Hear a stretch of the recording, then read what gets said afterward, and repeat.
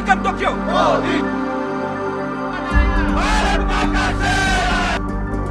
Japan में आपका बहुत स्वागत है। वाह।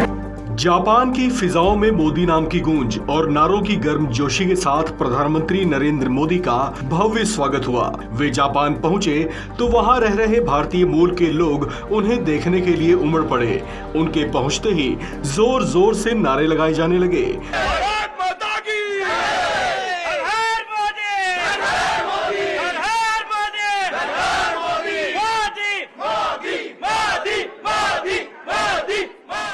जोश से भरे लोगों ने अपने प्रिय नेता का पूरे गर्मजोशी के साथ स्वागत किया।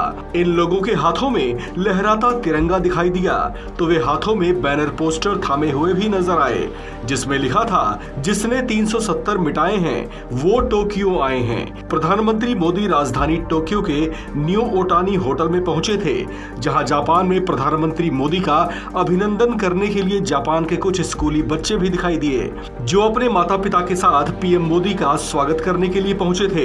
प्रधानमंत्री मोदी बच्चों को देख खुश हो गए।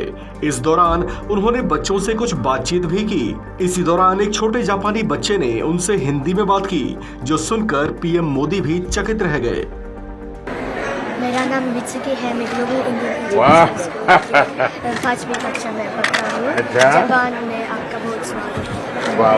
May I have your signature, please? May I have your signature, please? तो कहाँ से सीख लिया तुमने हिंदी? हैं? Yes, I learned. हैं? बहुत अच्छा जानते हो। वाह। वाह। और जापानी में क्या लिखा है? ये 3 भाषा लिख दी।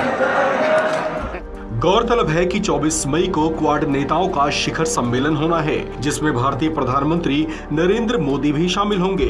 क्वाड 4 देशों का समूह है, जिसमें भारत के अलावा अमेरिका, जापान और ऑस्ट्रेलिया भी सदस्य हैं। क्वाड इन 4 प्रभावशाली नेताओं का वो समूह है जो अलग अलग विषयों में आपसी सहयोग के लिए प्रतिबद्ध है। इस समूह के सदस्य देश आपसी सहयोग को बढ़ाने और इंडो पैसिफिक क्षेत्र में संबंधित घटनाक्रम पर चर्चा करने पर केंद्रित हैं। आपको बता दें कि चीन क्वाड के गठन को लेकर आपत्ति जाहिर करता रहा है। व्यंग के तौर पर चीन क्वाड को एशियन नाटो भी कहता है। दरअसल क्वाड हिंद प्रशांत क्षेत्र में चीन के विस्तारवादी नजरिए को नियंत्रित करने के लिए ही रणनीतिक तौर से काम करता है। इस दिशा में प्रधानमंत्री मोदी ने सोमवार को उद्योग जगत के कई बड़े दिग्गजों के साथ अलग अलग बैठकें भी की। जिन उद्यमियों के साथ उन्होंने मुलाकात की, उसमें एनईसी कॉरपोरेशन के चेयरमैन नोबुहिरो एंडो, यूनिक्लो के चेयरमैन तदाशी यानाई, सुजुकी मोटर्स कॉरपोरेशन के कंसल्टेंट ओसामू सुजुकी और सॉफ्टबैंक ग्रुप कॉरपोरेशन बोर्ड के डायरेक्टर मासायोशी सोन भी शामिल थे।